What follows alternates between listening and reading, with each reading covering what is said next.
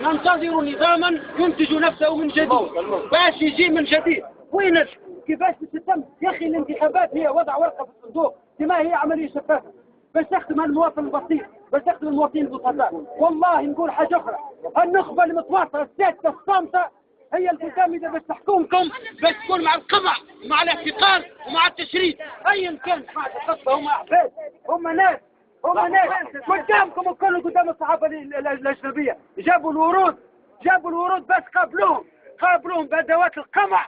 وبعتالي هذا الوزير الاول يقول عليهم شرذمه.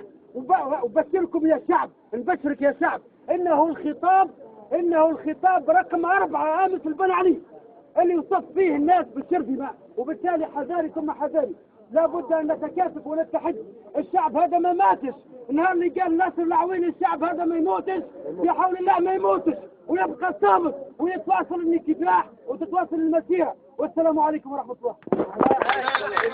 يا حماة الحمى هلموا لمجد الزمن، لقد صرخت بعروقنا الدماء، نموت ويحيا الوطن.